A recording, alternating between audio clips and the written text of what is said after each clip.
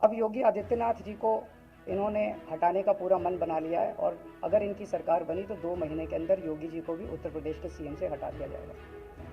मैंने दिल्ली में 3-4 दिन पहले ये प्रेस कॉन्फ्रेंस की थी और ये दोनों मुद्दे उठाए थे। जैसे मैंने मुद्दे उठाए थे तो अमित शाह जी ने और उनके कई नेताओं ने अपनी भावना प्रकट की कि नहीं नहीं, मोदी जी को 75 साल में इस्तीफा नहीं देना चाहिए, मोदी जी को 75 साल पूरा कार्यकाल पूरा करेंगे।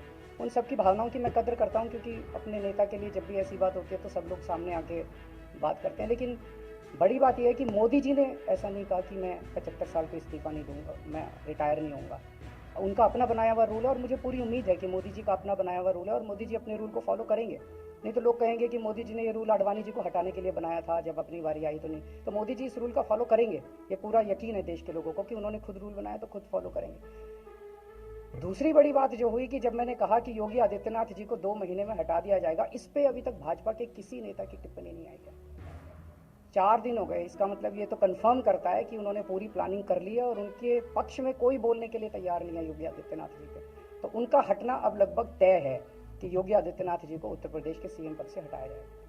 दूसरी चीज, मैं उत्तर प्रदेश के सभी मतदाताओं को कहना चाहता हूं कि पिछले 4-5 महीने से इन्होंने शोर मचा रखा है, 400 पार 400 पार 400। क्यों कहते हैं नहीं, मोदी जी कुछ बड़ा काम करना चाहते हैं। तो लोगों ने खोद खोद के पूछा, भाई क्या बड़ा काम करना चाहते हैं, कुछ बताओ तो सही। तो उन्होंने नहीं बताया। लोगों ने फिर अंदर से पता किया कि बड़ा काम ये करना चाहते हैं कि देश से रिजर्वेशन खत्म करना चाहते हैं।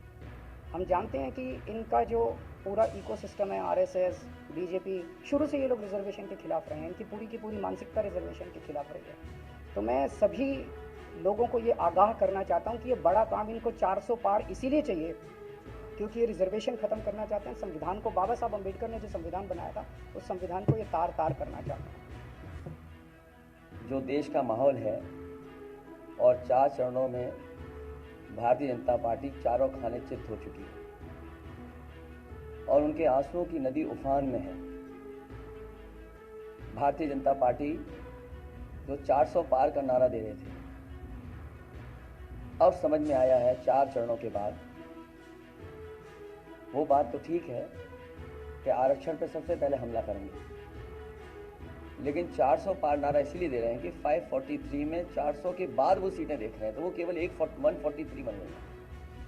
तो वो स्वयं स्वीकार कर रहे हैं कि 143 से ज़्यादा वो सीटें जीतने वाले नहीं हैं, क्योंकि 400 पार सीटें 143 ही बनती हैं और 140 करोड़ की जनता इस बार इन्हें 140 सीटों के लिए भी तरसा देगी। ये यूपी, दिल्ली और पंजाब, ये 99 सीट के खेल में ही उलझ जाएंगे। यहां कुछ इन्हें हासिल होने वाला नहीं है। रोटी कपड़ा और मकान की तो लड़ाई हम लोग लड़ेंगे, लेकिन रोटी कपड़ा और मकान से पहले हमें संविधान बचाना है। संविधान बचेगा तो लोकतंत्र बचेगा और बाबा साहब भीमराव अम्बेडकर जी का दिया हुआ संविधान, ये हमें अधिकार, हमें न्याय दिलाता है।